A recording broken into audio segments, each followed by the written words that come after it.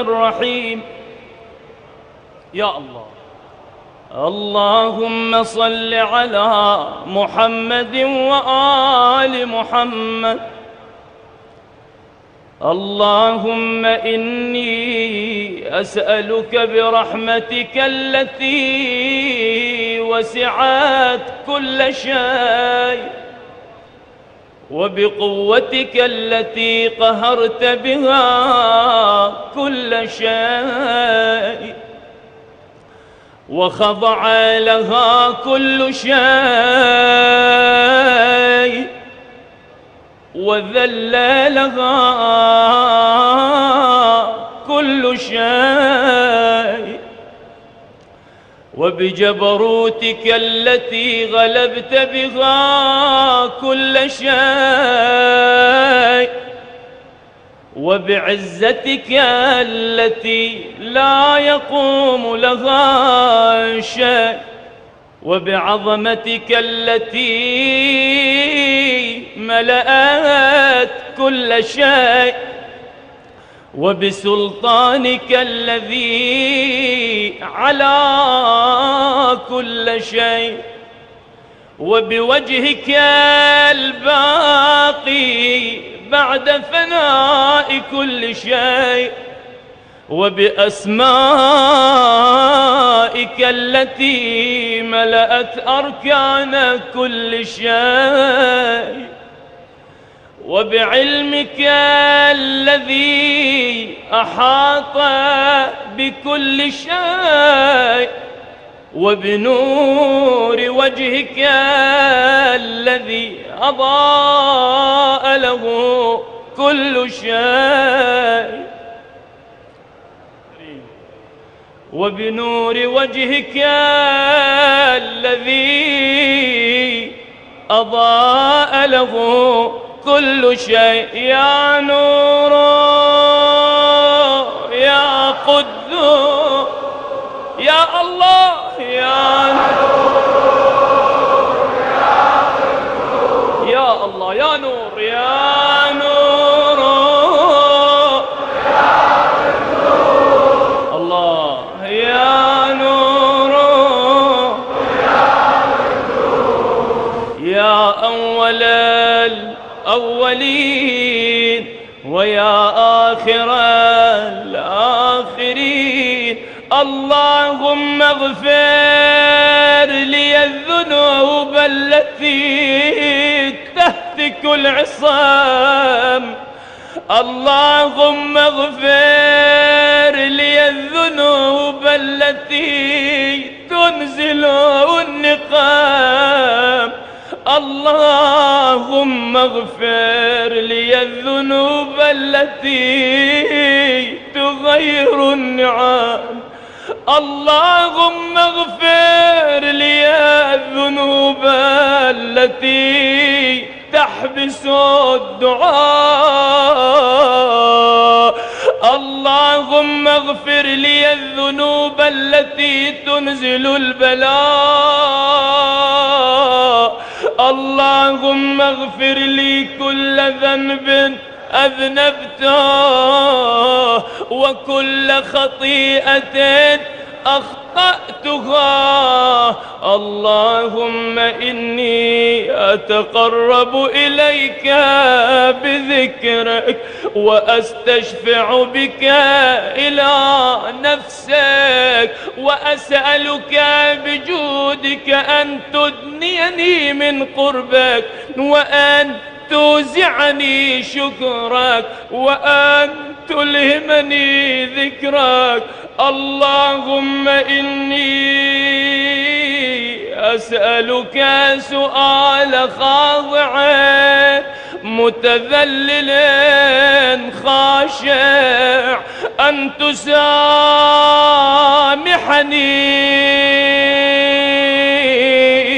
أن تسامحني، أن تسامحني، أن تسامحني وترحمني وتجعلني بقسمك راضيا قانعا وفي جميع الأحوال متواضعا. اللهم وأسألك سؤال من اشتدت فاقته وأنزل بك عند الشدائد حاجته وعظم فيما عندك رغبته. اللهم عظم سلطانك وعلى مكانك وخفي مكرك وظهر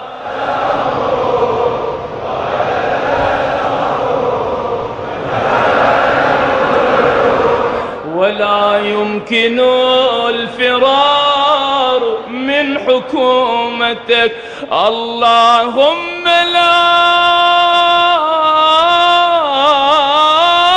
أجد لذنوبي غافرا ولا لقبائحي ساترا ولا لشيء من عمل القبيح بالحسن مبدلا غيرك. لا إله إلا أنت سبحانك وبحمدك ظلمت نفسي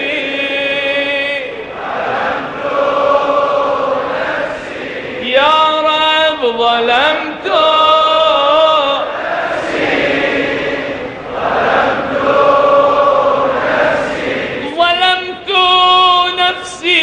وتجرأت بجهلي وسكنت إلى قديم ذكرك لي ومنك علي.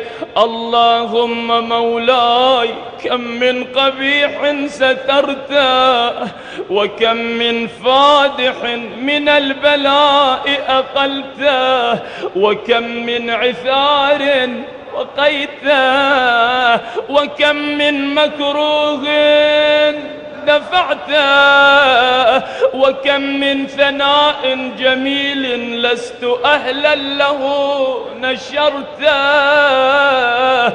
اللهم عظم بلائي اللهم عظم بلائي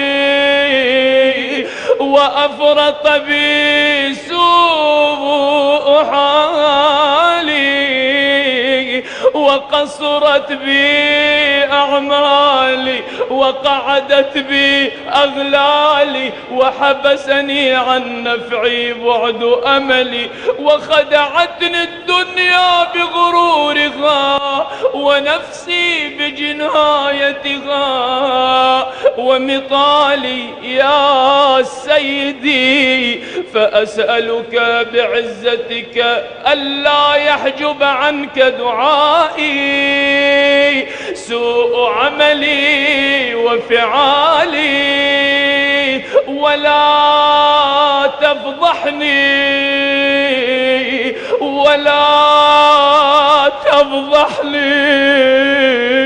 ولا تفضحني بخفي ما اطلعت عليه من سري ولا تعاجلني بالعقوبة على ما عملته في خلواتي من سوء فعلي وإساءتي ودوام تفريطي وجهالتي وكثرة شهواتي غفلتي.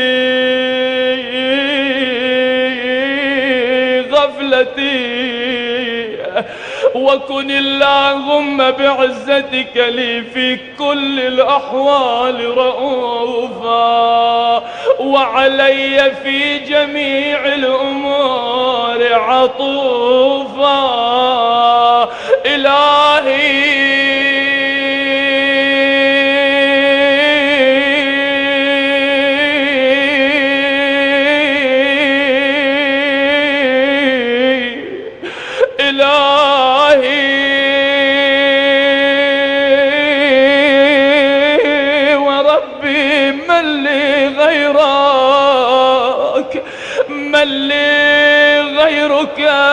أسأله كشف الضر والنظر في أمري.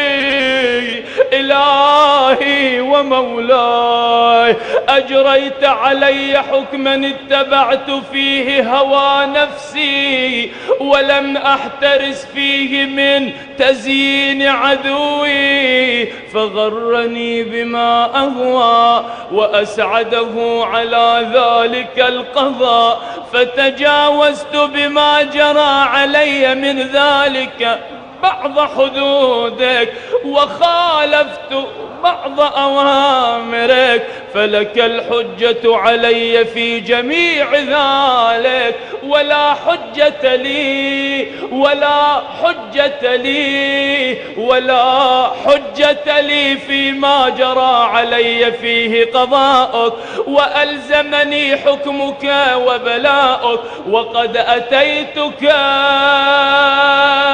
يا إلهي بعد تقصيري وإسرافي على نفسي، معتذرا نادما منكسرا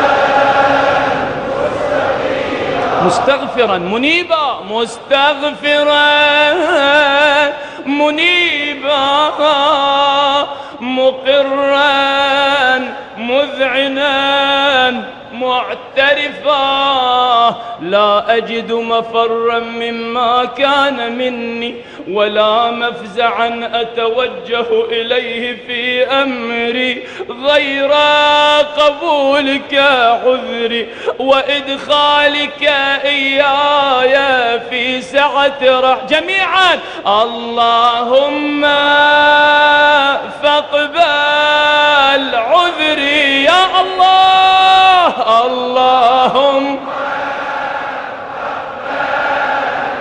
بحق الحسين، اللهم يا رب،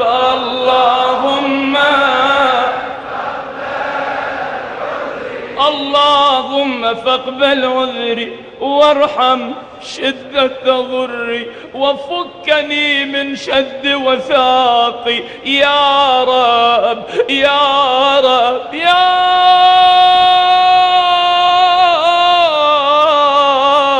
رب. ارحم ضعف بدني ورقة جلدي ودقة عظمي، يا من بدأ خلقي وذكري وتربيتي وبري وتغذيتي، هبني لابتداء كرمك وسالف برك بي. يا إلهي وسيدي وربي، أتراك معذبي بنارك بعد توحيدك وبعد من طوى عليه قلبي من معرفتك ولهج به لساني من ذكرك واعتقده ضميري من حبك، وبعد صدق اعترافي ودعائي خاضعا لربوبيتك، هيهات أنت أكرم من أن تضيع من ربيته أو تبعد من أدنيته أو تشرد من آويته أو تسلم إلى البلاء من كفيته ورحمته.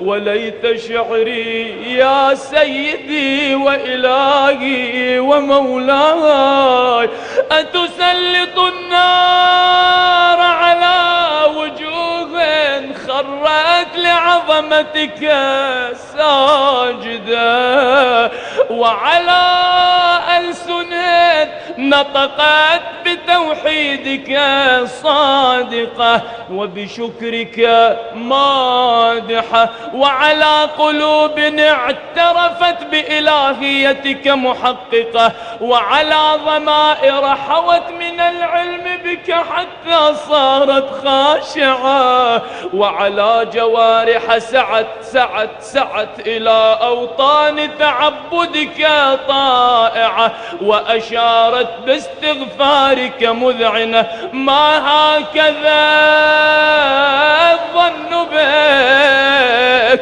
ولا أخبرنا بفضلك عنك يا كريم يا رب يا كريم بكرمك يا رب يا كريم يا الله يا كريم يا رب. وأنت تعلم ضعفي عن قليل من بلاء الدنيا وعقوباتها وما يجري فيها من المكاره على أهلها، على أن ذلك بلاء ومكروه قليل مكثوه، يسير بقاؤه، قصير مدته. فكيف احتمالي لبلاء الآخرة وحلول وقوع المكاره فيها وهو بلاء تطول مدته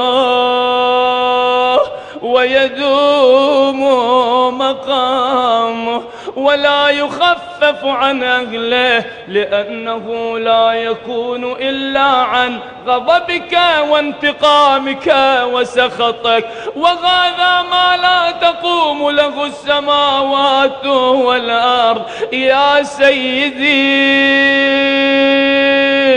يا سيدي يا سيدي، فكيف بي وأنا عبدك الضعيف الذليل الحقير المسكين المستكين. يا إلهي وربي وسيدي ومولاي، لأي الأمور إليك أشكو، لأي الأمور إليك أشكو، ولما منها أضج وأبكي،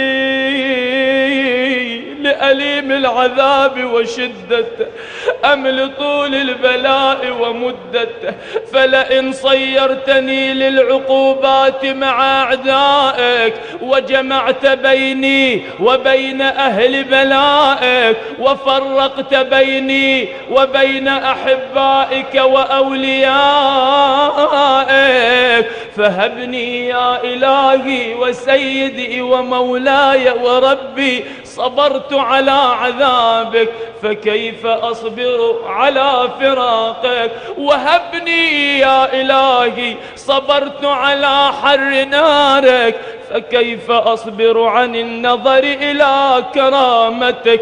أم كيف أسكن في النار ورجائي عفوك؟ فبعزتك يا سيدي ومولاي أقسم صادقا لئن تركتني ناطقا لأضجن إليك بين أهلها ضجيج الآملين، ولأصرخن إليك صراخ المستصرخين، ولأبكين عليك بكاء الفاقدين، ولأنادينك أين كنت يا ولي المؤمنين، يا غاية آمال العارفين، يا غياث المستغيثين، يا غياث أغثنا يا رب، يا غياث المستغيثين، يا غياث المستغيثين. حبيب قلوب الصادقين ويا إله العالمين. أفتراك سبحانك يا إلهي وبحمدك تسمع فيها صوت عبد مسلم سجن فيها بمخالفته وذاق طعم عذابها بمعصيته وحبس بين أطباقها بجرمه وجريرته، وهو يضج إليك ضجيج مؤمل لرحمتك ويناديك بلسان أهل توحيدك ويتوسل إليك ويتوسل إليك ويتوسل إليك بربوبيتك يا مولاي. فكيف يبقى في العذاب وهو يرجو ما سلف من حلمك؟ أم كيف تؤلمه النار وهو يأمل فضلك ورحمتك؟ أم كيف يحرقه لهيبها وأنت تسمع صوته وترى مكانه؟ أم كيف يشتمل عليه زفيرها وأنت تعلم ضعفه؟ أم كيف يتقلقل بين أطباقها؟ أم كيف يتغلغل بين أطباقها وأنت تعلم صدقه؟ أم كيف تزجره زبانيتها وهو يناديك يا رباه؟ أم كيف يرجو فضلك في عتقه منها فتتركه فيها؟ هيهات، ما ذلك الظن بك ولا المعروف من فضلك ولا مشبه لما عاملت به الموحدين من برك وإحسانك. فباليقين أقطع لولا ما حكمت به من تعذيب جاحديك وقضيت به من إخلاد معانديك لجعلت النار كلها بردا وسلاما وما كانت لأحد فيها مقرا ولا مقاما، لكنك تقدست أسماؤك أقسمت أن تملأها من الكافرين من الجنة والناس أجمعين وأن تخلد فيها المعاندين وأنت جل ثناؤك قلت مبتدئا وتطولت بالإنعام متكرما. أفمن كان مؤمنا كمن كان فاسقا لا يستوون. إلهي وسيدي فأسألك بالقدرة التي قدرتها وبالقضية التي حتمتها وحكمتها وغلبت من عليه أجريتها أن تهب لي في هذه الليلة وفي هذه الساعة كل جرم آمين وكل ذنب أذنبته وكل قبيح وكل جهل عملته كتمته أو أعلنته أخفيته أو أظهرته. الذين وكلتهم بحفظ ما يكون مني وجعلتهم شهودا علي مع جوارحي وكنت أنت الرقيب علي من ورائهم والشاهد لما خفي عنهم وبرحمتك أخفيته وبفضلك سترته وأن توفر حظي من كل خير أنزلته أو إحسان فضل فضلته، أو بر نشرته، أو رزق بسطته، أو ذنب تغفره، أو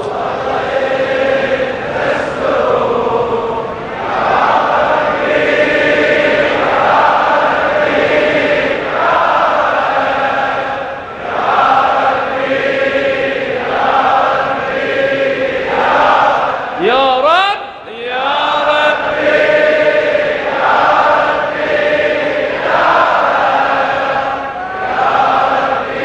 يا ربي يا إلهي وسيدي ومولاي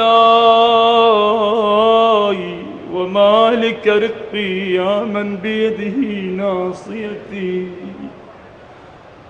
يا عليما بضري ومسكنتي، يا عليما بضري ومسكنتي، يا خبيرا بفقري وفاقتي، يا ربي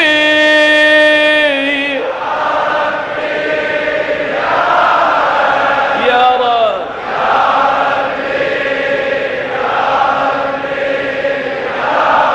يا رب يا رب. الله يقضي حوائجكم بجاه الزهراء.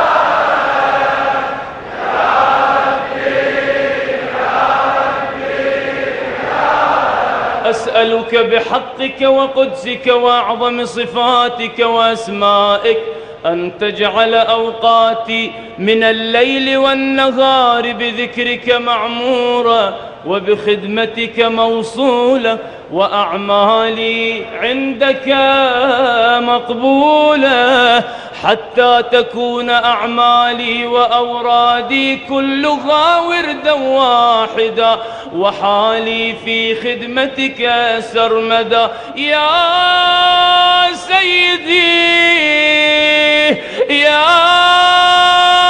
سيدي يا من عليه معولي، يا من إليه شكوت أحوالي، يا ربي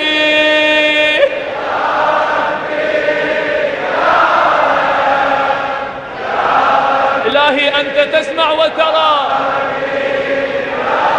يا رب يا ربي بحوائجهم يا حق الزهراء. طوع على خدمتك جوارحي، واشدد على العزيمة جوانحي، وهب لي الجد في خشيتك والدوام في الاتصال بخدمتك، حتى أسرح إليك في ميادين السابقين، وأسرع إليك في البارزين، وأشتاق إلى قربك في المشتاقين، وأدنو منك دنو المخلصين، وأخافك مخافة الموقنين، وأجتمع في جوارك مع المؤمنين. اللهم ومن أرادني بسوء فأرد، ومن كادني فكد، واجعلني من أحسن عبيدك نصيبا عندك، وأقربهم منزلة منك، وأخصهم زلفة لديك، فإنه لا ينال ذلك إلا بفضلك. وجد لي بجودك، واعطف علي بمجدك، واحفظني برحمتك، واجعل لساني بذكرك لهجا، وقلبي بحبك متيما، ومن علي بحسن إجابتك، وأقلني عثرتي واغفر زلتي، فإنك قضيت على عبادك بعبادتك وأمرتهم بدعائك وضمنت لهم الإجابة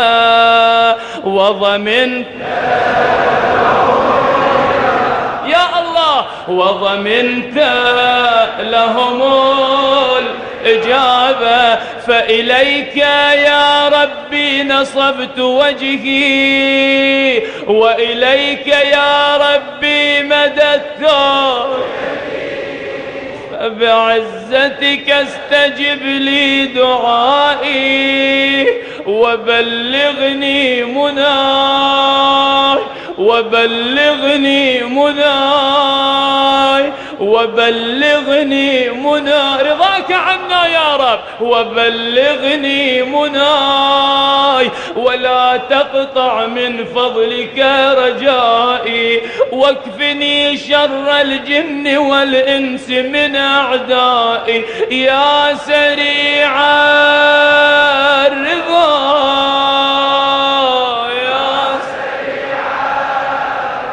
رضاك يا رب يا سريع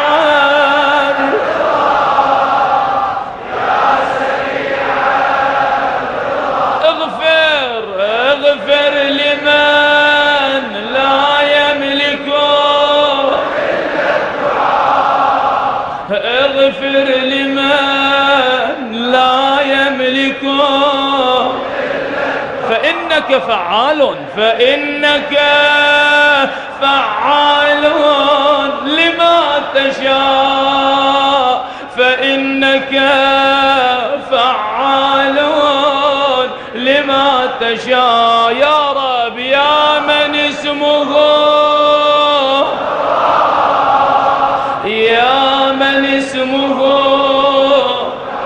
اثنين وذكره شفاء الله شافي مرضاكم، وطاعته غنى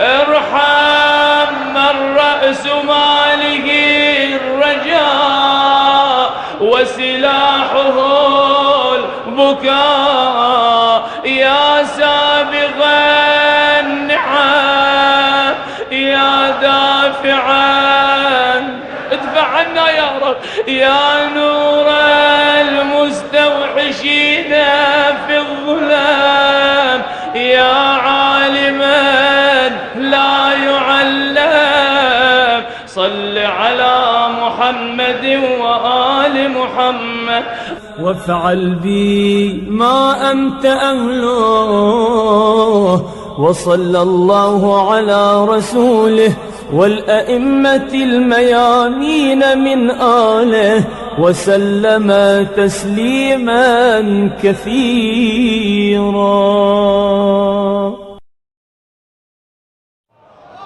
بسم الله الرحمن